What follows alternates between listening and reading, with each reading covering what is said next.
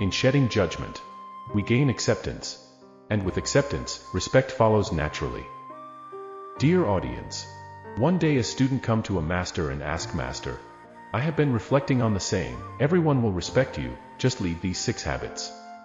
Can you shed some light on what these habits are and how they relate to gaining respect, Master?" My dear student, you have embarked on a profound journey of self-awareness.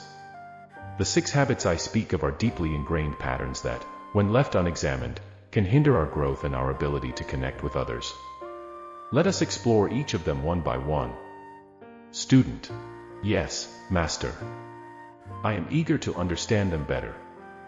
What is the first habit we should examine? Master: The first habit is judgment. When we constantly judge others and ourselves, we create division and disconnection. Judgment closes our hearts and minds to understanding and compassion. To gain respect, we must learn to see others without imposing our judgments upon them. Student: I see, Master.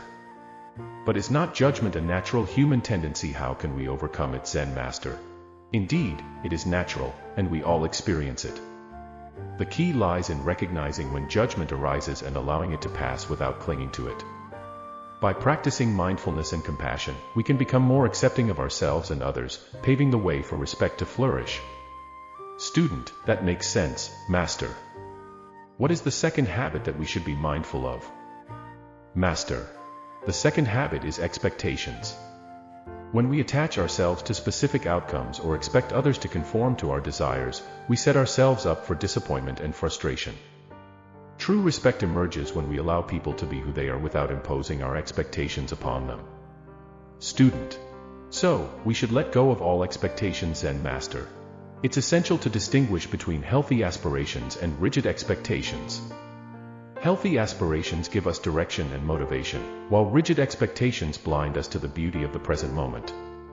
By cultivating flexibility in our thoughts and actions, we can build bridges of understanding and mutual respect. Student: I will remember that, Master. What is the third habit we should address? Master: The third habit is attachments. We often cling to ideas, possessions, and even relationships, believing they define us. However, these attachments can lead to suffering and limit our capacity to respect others. To be truly respected, we must release the grip of attachment and embrace impermanence.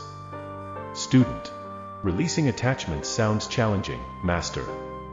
How can we start doing that, Master? The path to releasing attachments begins with self-awareness. By examining our thoughts and feelings, we can identify what we cling to and why. Through meditation and contemplation, we gradually loosen our attachments and cultivate a sense of inner freedom, which naturally fosters respect for ourselves and others. Student: I will meditate on this, Master. What is the fourth habit we need to address, Zen Master? The fourth habit is ego. When the ego dominates our thoughts and actions, we become self-centered and disconnected from the interconnectedness of all life. Ego-driven behavior creates conflicts and distances us from genuine respect. To gain respect, we must transcend the ego and cultivate humility. Student: Transcending the ego sounds like a profound undertaking, Master. How can we achieve this, Master? It is indeed a profound endeavor, one that requires continuous practice. Observing our ego's manifestations in daily life can provide valuable insights. Engaging in acts of selfless service, practicing gratitude, and acknowledging our interconnectedness with all beings are ways to chip away at the ego's dominance. Student: I will work on cultivating humility, Master. What is the fifth habit we should confront, Zen Master? The fifth habit is complaining. When we habitually complain, we perpetuate a negative mindset and drain our energy. Respectful relationships thrive in a positive and uplifting environment. To be respected, we must learn to address challenges with a constructive attitude rather than complaining about them. Student: Master, it's challenging not to complain when things don't go as planned. How can we shift our perspective? Master: Shifting our perspective requires mindful awareness of our thoughts and emotions. When faced with difficulties, take a moment to pause and breathe. Instead of complaining, seek solutions and focus on what you can learn from the situation. Embracing a positive outlook will not only gain you respect but also inspire others to do the same. Student.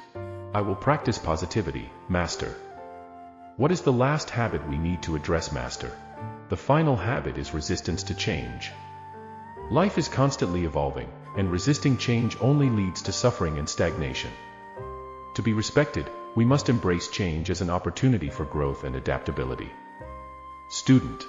Change can be unsettling, Master. How can we become more accepting of it? Zen Master. Embracing change begins with cultivating a mindset of openness and curiosity. Recognize that change is an inherent part of life's rhythm. Instead of fearing it, welcome it as a chance to learn, evolve, and discover new aspects of yourself. By doing so, you will naturally gain respect for your adaptability and inspire others to do the same. Student. Thank you, Master, for these profound teachings on the 6 habits. I will strive to let go of them and cultivate the qualities that lead to true respect. Zen Master. You are most welcome, my student. Remember that this journey is a continuous one, and each step taken with awareness and compassion brings you closer to the path of respect, both for yourself and for others. May you find inner peace and harmony as you embrace these teachings.